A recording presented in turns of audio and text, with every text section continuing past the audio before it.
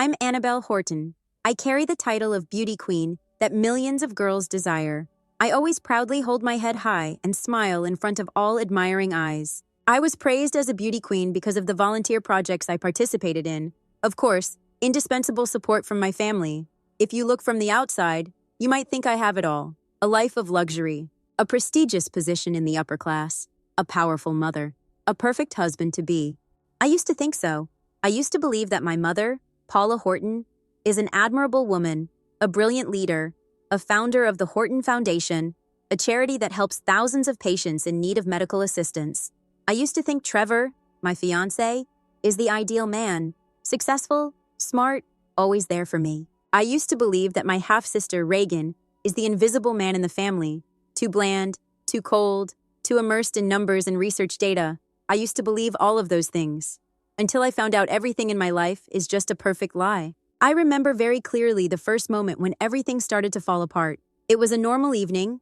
I was sitting in Trevor's office, waiting for him to finish his shower so we could go out to dinner. I saw his phone vibrate on the table. Display name: "Meet your mom at 10 a.m. tomorrow. Everything is going according to plan."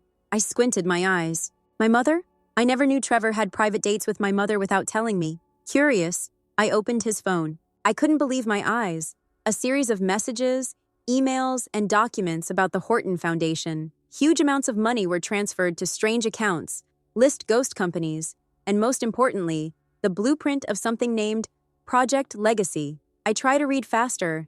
They didn't just embezzle money from research funds. They are using charity funds to launder money. And I was the perfect puppet for that plan. Because who would doubt a beautiful young lady who always participates in charity activities and speaks in public with inspirational speeches? I freeze. This is not a misunderstanding. No way. I took a deep breath, tapped into my email folder, searched for a name I hoped wouldn't come up. Paula Horton. I saw hundreds of emails back and forth between my mother and Trevor. The words are cold, without any emotion. Annabelle will announce Project Legacy at the gala. Make sure she doesn't get suspicious. After completing the transfer, we will lock the old documents. No trace will be left behind. She just stood there, smiled beautifully, and gave the speech. My heart was beating so hard I thought it might burst. It felt like someone had just slapped me really hard, making me wake up from the dream that I had believed in for the past 27 years. I sat there, in Trevor's office, my hands shaking, trying not to throw the phone against the wall. I was deceived, not just by Trevor, but by my mother. I don't know how long I sat there. I just knew when I stood up, grabbed my bag, and walked out of Trevor's mansion. I was no longer the Annabelle of yesterday. I can't face my mother. Not right now. I need someone to talk to. And the only person that comes to my mind is Reagan. I drove to her office feeling like I was going crazy. Reagan looked at me, surprised to see me appear at this hour. "What are you doing here?" she asked, her eyes wary. I can't keep calm. I threw Trevor's phone down on her desk. "Look." Reagan grabbed the phone, opened the screen, scrolled through emails. She didn't seem surprised at all. She pointed and sighs. I glared. "You knew?" Reagan looked up at me, his eyes sharp. "I've suspected it for a long time. And now, you know it too." I was stunned. She wasn't surprised. She investigated. "Do you have any proof?" I asked. Reagan opened her laptop. The screen displays a batch of data, financial statements, lists of secret bank accounts, diagrams of shell companies. I feel like I'm about to suffocate. "What can we do?" I asked, my voice fading. Reagan looked at me, his eyes full of calculation. "We can expose the truth, but you have to be prepared to lose everything." I clenched my fist.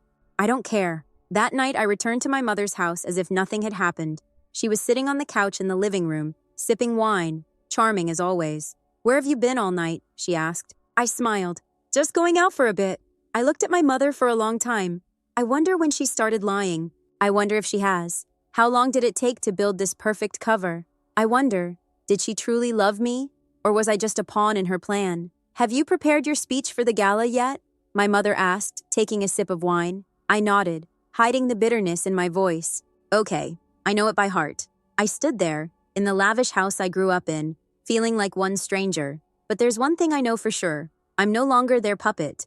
They taught me how to keep secrets, how to pretend, how to manipulate others. Now, I will use it. It is those lessons that destroy them. I will continue to play the role of the perfect daughter. I will continue to smile, listen, and follow their plan. And then, I will stab them right on stage, I used to think that family is something that cannot be betrayed, but I was wrong. And if surname, if you could betray me first, then this time I will be the one to betray them. The only problem is, how do I overthrow someone like my mother without getting crushed? Later that night, I'm not the old Annabelle anymore. I still attend parties, still appear at press conferences, still smile perfectly in front of the camera. But inside, I was completely changed. I no longer believe in my mother. I no longer trust Trevor. I just believe in yourself and Reagan. And to take them down, I need to play their game and play it better than them. Reagan and I began to draw up a plan. I will continue to play the role of perfect daughter so as not to make my mother suspicious. Reagan and Jasper will seek further evidence from the Foundation's financial system. We will use the gala my mother organized to expose the entire truth. My mother always taught me that image is everything. Then I will destroy her right where she is supposed to be a holy place, in front of the board, sponsors, press, and the world. I will cut off all her escape routes. 3 days later, I arranged to meet Reagan and Jasper at a small coffee shop. I sat down, placed my cappuccino in front of me, and pretended this was a normal meeting. "Have you found anything yet?" Reagan asked, her gaze sharp as a razor. I pulled out my phone, opened my email, and pushed the screen towards her. "Here's a list of the Foundation's major donors," I said, "and they're all being fooled." Jasper bent down to read. "Where did you get this from?" I smiled faintly. "My mom made me memorize their names so I could impress at the gala. I just happened to see the list in her email." Reagan quickly scanned the list.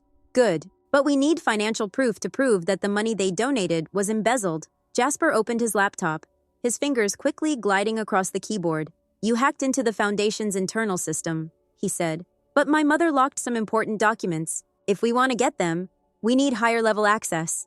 I took a deep breath. I know what he means. We need to get on my mom's computer. There's nothing more dangerous than stealing evidence right under a manipulator's nose. But if I don't do this, no one can. That night, I went home earlier than usual. My mother was in her room reading a book, talking to Trevor on the phone, Project Legacy. I heard her laugh lightly. "Don't worry, Trevor. Everything will go according to plan. Annabelle doesn't suspect anything. It's just a walking doll." I clench your fist.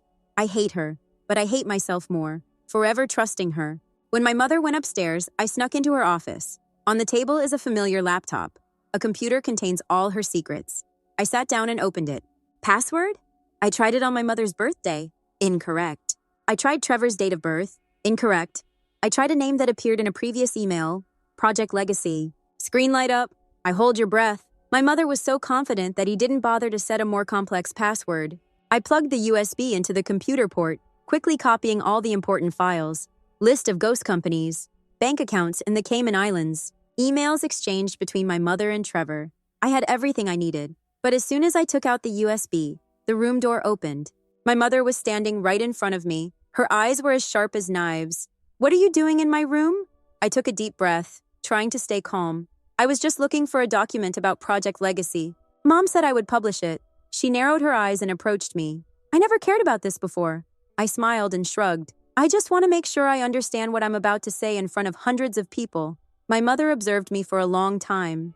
Does she have doubts? Finally, she laughed and reached out to gently stroke my hair. "That's my good daughter." I nod. Try not to let yourself shudder before her touch. But when I left the room, I felt cold down my spine. She definitely suspected something. And I know that from now on, any mistake could get me discovered.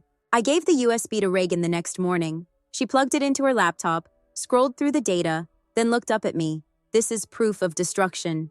I smiled faintly. "Good, then we'll use it right at the gala." Jasper tapped lightly on the table. "We need to make sure all the sponsors and press are present." Reagan nodded. "Just follow the plan. Play your role well." I closed my eyes and took a deep breath. I know I can do it.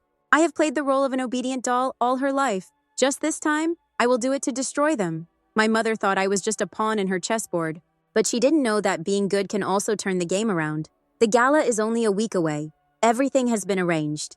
I'm ready, and my mother doesn't. I have never liked lavish parties. From a young age, my mother drilled that into my head. Image is everything. I have to smile at the right time, have to wear the perfect outfit, and have to say the words that people want to hear. Every time I appear in public, I am not Annabelle, which is a perfect doll that my mother created. But tonight, I will break everything. I stood in front of the mirror, adjusting my emerald green evening dress. My mother chose it. She said this color will make me look like a queen. But tonight, I am not the queen. I am a traitor. I took a deep breath, then left the room and went down to the large hall where the gala was taking place. The large lobby of the hotel where the event was held was packed with people, donors, powerful businessmen, influential politicians. It's all here. My mother stood in the middle of the room, looking completely confident. She smiled at everyone, shook hands with high-ranking officials, and toasted with big investors. Trevor stood next to her, his eyes sharp, scanning the crowd. He's on guard for something. He senses danger, but he didn't know that it was coming from me. I see Reagan and Jasper in the distance. Reagan gave me a slight nod, a signal that everything was ready. The USB containing evidence is connected to the presentation system. All information about my mother and Trevor's scam was sent to all the journalists in the room. I just need to wait for the right moment to activate it. My mother walked closer to me, holding my hand possessively. "Are you ready?" she asked, her voice filled with authority. I smiled. "Of course, Mom." She didn't know that I am more ready than ever, but not for what she expected. Trevor walked up to the stage, held the microphone, and put on a fake smile. "Ladies and gentlemen, today is a very special day." Applause rang out. I clenched my fists. He's leading this evening the right way to my mother's plan, introducing Project Legacy, painting a favorable scenario to cover up the truth about the embezzlement of funds. "And now," Trevor continued, "I want to introduce to you the most important person of this evening, Annabelle Horton." The room vibrated with applause. I walked onto the stage, flashing a perfect smile. I could feel my mother watching me from the front row, her eyes full of pride. She believes that I will do exactly what she wants. But she had no idea what I was about to do. I held the microphone, stood in the middle of the stage, looking straight at it. Hundreds of people in the room. "Ladies and gentlemen," I said, my voice completely calm. "I'm incredibly honored to be here to introduce Project Legacy, a new initiative of the Horton Foundation." Applause rang out again. I took a deep breath. "But before I go into details, I want to share some information. Maybe you will find it more interesting." I turned around and signaled Jasper. He pressed the button. And then, everything my mother and Trevor had tried to hide appeared on the giant screen behind me. Fake financial reports, emails between my mother and Trevor about the money embezzlement plan, list of ghost companies they used to transfer money abroad. The room became eerily silent. My mother is pale. Trevor stands frozen. And then, chaos broke out. "What the hell is this?" shouted one sponsor. "She's lying," Trevor shouted, rushing towards me. But before he could touch me, 2 security guards stopped him. Reagan walked on stage, threw down a thick set of documents, copies of all the evidence we have collected. "These documents have been sent to the FBI," she said aloud. "You can check for yourself." Press in the room frantically taking photos and filming videos. Sponsors begin withdrawing, face full of anger. A police officer entered the room, walking straight towards my mother. "Paula Horton, you were arrested for financial fraud and money laundering." Everybody was shocked. My mother stood up, trying to stay calm. She smiled faintly, as if everything could still be saved. "This is a misunderstanding," she said, her voice alarmingly calm. But I knew she had lost, because for the first time in my life, I am the one who controls the game. My mother has it escorted out of the room. Trevor tries to run away, but he can't escape either. I stood on the stage, looking down at the room. Now only ruins remain of the fake world my mother once built. I should have felt heartbroken, but I didn't feel anything at all. I looked over at Reagan. She looked at me, and for the first time in years, I saw her smile with me. "We did it," I said quietly. "Yeah," Reagan nodded. "We did it. The gala has ended, but the storm we created was just that beginning." My mother and Trevor were arrested that night. Board of directors riot, press boom, and social networks burst into flames with a series of articles and videos about the Horton Foundation's shocking scandal. And I am no longer Annabelle, Paula Horton's perfect daughter again. I am Annabelle, who betrayed her family. And I have no regrets. I woke up in Reagan's apartment, my mind still spinning. Everything about last night was too fast, too chaotic. I remember seeing my mother being handcuffed by the police. I remember Trevor screaming like a lunatic. I remember angry sponsors leaving the gala in outrage. My phone exploded with hundreds of messages and missed calls. Some of them were my friends, or rather people who pretended to be my friends. Some are journalists, desperate for an exclusive interview, and some were threats. Reagan entered the room, holding 2 cups of coffee. "Are you still alive?" she asked, setting a glass down in front of me. I closed my eyes and took a deep breath. "I guess so." Reagan opened his phone and read a news clip. "Shocking charity scandal. CEO of Horton Foundation arrested for embezzling millions of dollars in health funds." She looked at me. Your name appears everywhere. I nodded. Not surprising. My name is the same, she said, then showed me another article. Sisters Annabelle and Reagan Horton coordinated to overthrow their own mother, exposing crimes right at the Foundation's gala. I laughed bitterly. Sounds like an action movie. It's just that this is real life. Reagan took a sip of coffee. And we're not done yet.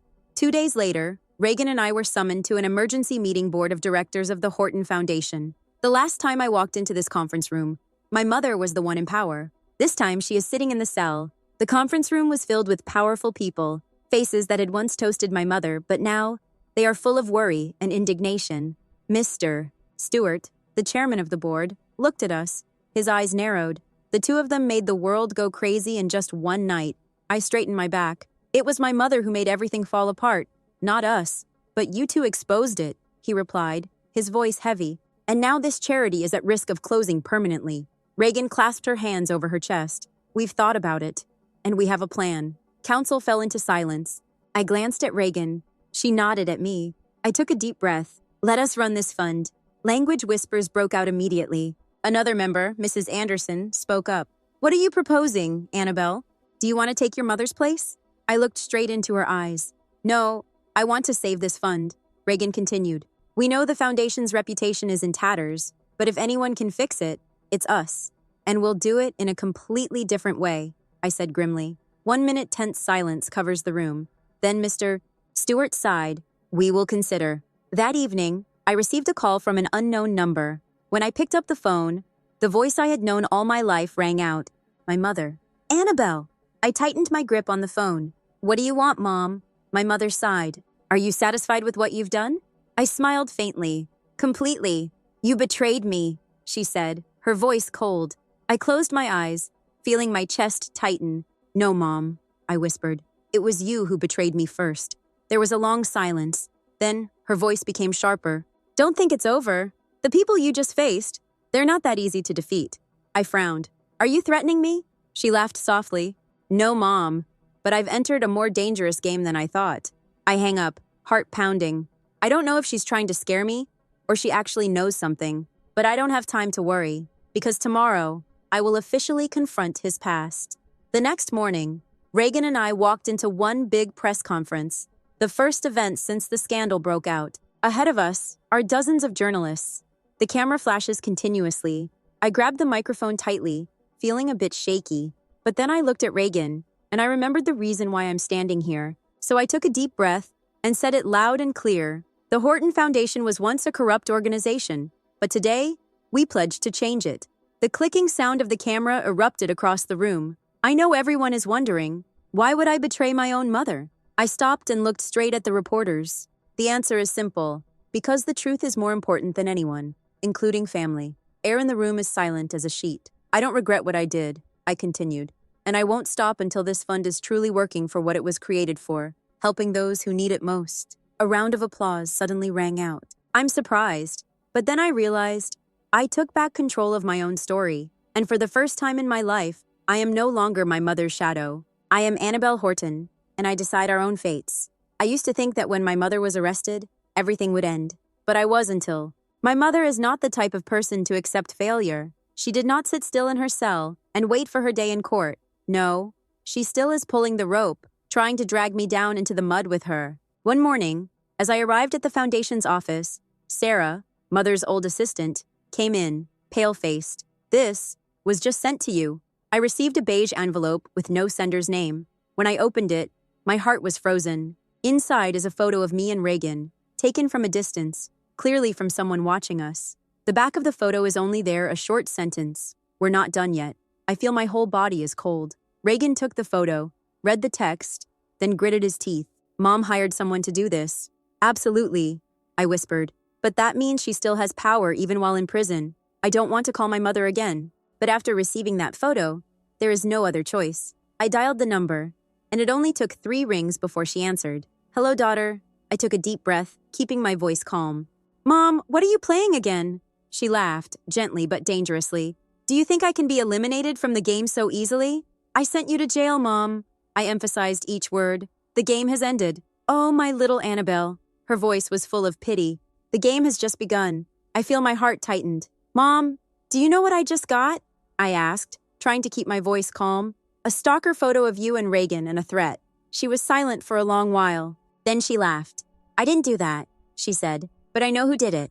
I tightened my grip on the phone. Who? It's not just me and Trevor that you're up against, daughter, she whispered. You don't know what world you just entered. I sat frozen in my chair, my mind spinning. Reagan stared at me. What did Mom say? I recited every word. She gritted her teeth. She's playing a manipulative game. But if she wasn't the one who sent the photo, then who was? I asked. Jasper, who was quietly watching our conversation, tapped lightly on the laptop. You can find out, he said. Just lost a few hours. And Jasper got the results. When he turned the screen towards me and Reagan, we were all shocked. The person behind this is not my mother, which is another figure on the foundation's board, Mr. Stewart. Mr. Stewart is not just a simple businessman. He is who has done business with my mother for many years, a person who silently benefited from embezzled funds from charity funds. And now, when my mother falls, he is trying to clean up all traces that may be related to him. This bastard is trying to silence us, Reagan muttered. Jasper scrolled through the data on the screen. He tried to transfer a large sum of money to an account in Switzerland shortly after the scandal broke out. Proves that he is prepared to flee, I said. Reagan looked at me. So what are we going to do? I smiled coldly. We will make him fall, right on television? We contacted a major news channel. Somehow, when I asked for an interview monopoly, they agreed immediately. A few days later, I sat in front of the camera, bright lights shining on my face. The host opened with a familiar question. Annabelle, what made you decide to go against your own mother? I clenched my fists, then looked straight into the camera. Because truth is more important than family, I said clearly. The interview lasted nearly an hour, but most shocking part is when I go public evidence against Mr. Stewart. As soon as the news channel broadcast financial statements and emails related to the embezzlement, his name immediately became the focus. And only 2 days later, he was arrested by the FBI. After Mr. Stewart was arrested, I knew I had to go see my mother one last time. I walked into the prison visiting room and saw her sitting there, her expression no longer cold as before, only an eerie silence. You won, she said, her voice dry. It's not about winning or losing, I replied. I just did the right thing. She looked at me, her eyes distant. You have really changed, I nodded. Yes, Mom. And I'm never going back to being your puppet again. The first time, my mother had nothing to say. I stood up and looked at her one last time. Hello, Mom. Then I walked away, never looking back. 3 weeks later, I made it official and accepted a new position at the Horton Foundation. No longer my mother's perfect daughter, which is the real leader of this charity fund. Before the press, I declared, today, we start a new chapter. No more corruption, no more lies. There is only one mission, help those who really need us. Applause rang out. Reagan stood next to me, smiling proudly. We did it. And for the first time in my life, I really am free. I have lived my whole life in my mother's control. I used to think I was just a beautiful doll, a tool for her to use for her ambitions. But now, I have escaped her shadow. I am no longer Annabelle, Paula Horton's perfect daughter again. I am Annabelle Horton, a woman who decides her own destiny. That morning, I stood before the federal courthouse. With Reagan and Jasper, my mother's trial has arrived. When I entered the courtroom, I saw her for the first time since the meeting in prison. My mother still maintains her elegant appearance, but I can see the tiredness in her eyes. My mother's lawyer tried to argue that she just followed the advice of her financial advisors, that she had no idea the funds were embezzled. But then, the prosecutor stepped up, put each piece of evidence on the table. Secret bank account statement in the Cayman Islands, emails exchanged between her and Trevor about creating shell companies, fake contracts to hide illegal funds.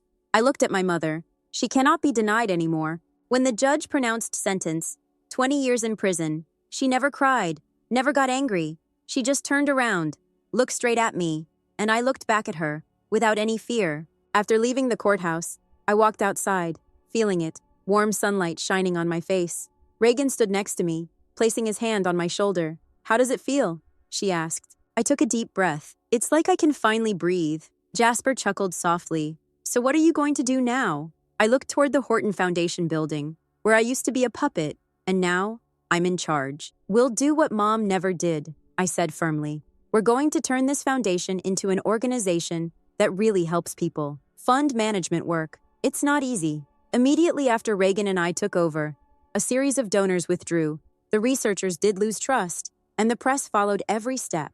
But I don't step back. I held a press conference, announcing that the entire finances of the fund would be made transparent. I reinvestigated all the projects, eliminating the fake programs my mother and Trevor had created. I opened the fund for independent organizations to inspect and monitor activities.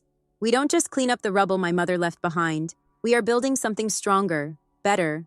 Late one afternoon, as I was reviewing grant applications, Sarah, my mother's old assistant, walked in. "Annabelle," she said softly, "there's someone who wants to see you." I frowned. "Who is that?" Sarah swallowed. "My mother." I freeze. "My mother. There's no reason to be out early." But when I walked outside the office, I didn't see her. But instead, I see a letter on the reception desk. It was handwritten, in handwriting I had seen all my life. I opened the letter. "Annabelle, I won. Mom has nothing more to say. But there is one thing you must understand. Power never disappears. It just passes from one hand to another. I think I've eliminated you from this game. But then you'll see. This game never really ends. Be careful, Mom." I clasped the letter in my hand. My mother lost. But she's still trying to instill fear in me. Only, this time, I am no longer afraid. 2 weeks later, I had an important meeting with the foundation's major donors. I stood at the front of the conference room, looking straight at the most powerful people, the people who had been on my mother's side. "We understand that the trust has been lost," I said, my voice steady. "But we will do everything we can to restore it." An older man with his arms crossed. "What assurance do you have that what happened in the past will not repeat itself?" I smiled.